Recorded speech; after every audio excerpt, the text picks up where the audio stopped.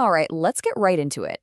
Today, we're going to pull back the curtain on a really fascinating story, one that's kind of flying under the radar in the global tech scene.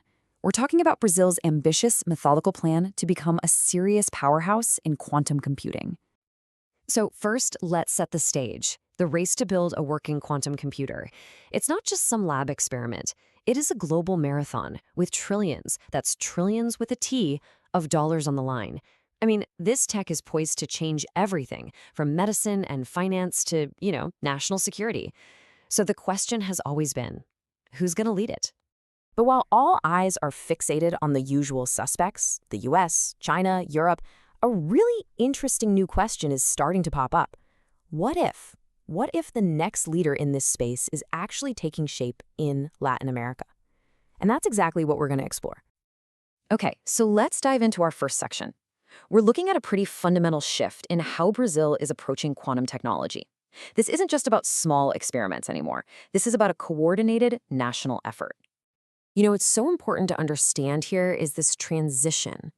Brazil's quantum scene is moving from what you call exploratory, scattered projects in university labs, to emerging. And what that really means is they're building a connected ecosystem, they're launching early commercial pilots, and maybe most importantly, they're all rallying around a single national vision. This is that key moment where raw potential starts to become a real solid plan. So, how do you actually turn that potential into reality? Well, you need a serious plan, and you need serious money to back it up. Let's get into the blueprint Brazil is drawing up and see how this vision is really taking shape. And boom, this number right here pretty much says it all. The goal is a 5 billion real, which is roughly $1 billion US, quantum vision by 2034. A number like that, it sends a crystal clear signal. Brazil isn't just dipping its toes in the water. They are planning to build a world-class quantum infrastructure from the ground up. So, who's actually driving all this? Well, it's not just one group, it's a powerful coalition. You've got the National Ministry of Science and Tech, the MCTI. You've got the super influential Sao Paulo Research Foundation, FAPESC, which is a huge funding agency.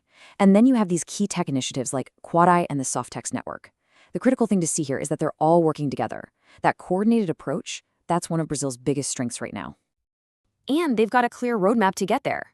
Next year, in 2025, they're gathering input from everybody, public, private, academic, to build this strategy from the ground up.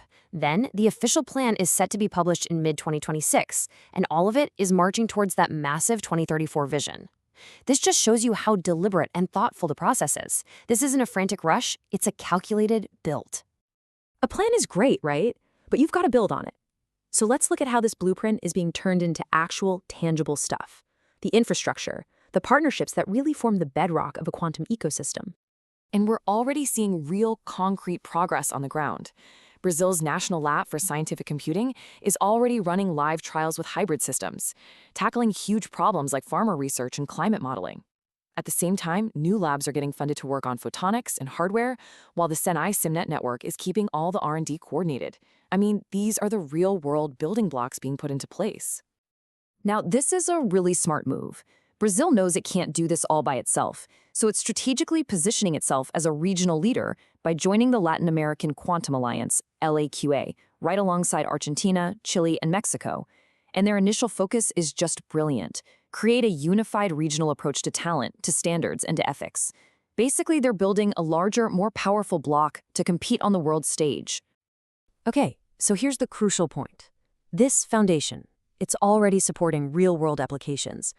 This isn't just talk about some far-off future. Quantum tech is being put to work in Brazil, like right now. And this table shows you exactly where it's happening. In healthcare, the world-renowned Albert Einstein Hospital is using quantum to simulate protein structures. In cosmetics, the global giant Natura is using it to discover new materials for its ingredients. And we're even seeing startups like Quad-Eye pop up, building that critical software, the middleware, that connects quantum and classical computers. These pilot programs are absolutely vital for proving the tech's value. But of course, no journey this big is a straight line to success.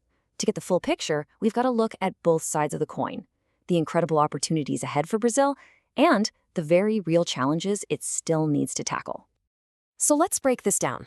On the opportunity side, that regional leadership through LAK is a huge deal. And they have a real shot at leading in specific areas like quantum middleware and sensing. But the challenges, as you can see, are just as real. Public funding is still way behind the global giants. Domestic hardware development, very limited, and that is a major hurdle. On top of that, the education system is still pretty fragmented, and getting the private sector to move beyond just dipping their toes in to really making deep, sustained investments, well, that's the next big test. So after looking at the blueprint, the progress, and all the roadblocks, what's the big picture here? What is the final takeaway on Brazil's really unique quantum journey? You know, this quote from the research, it just nails it perfectly. Brazil gets that winning in quantum isn't just about inventing some new piece of tech. It's about rewiring the entire system. It's about building new structures for everyone to work together, fostering a real culture of innovation, and actually executing on a long-term national strategy. And for the first time, it feels like those pieces are finally starting to click into place. Which leaves us with this final, really fascinating question. You know, while other countries are in an all-out, high-speed sprint, Brazil seems to be running a very carefully paced marathon. In a field that is completely defined by speed, could this deliberate, collaborative, slow and steady approach actually be the smartest way to win a spot on the quantum podium? I guess only time will tell. Thanks for joining me.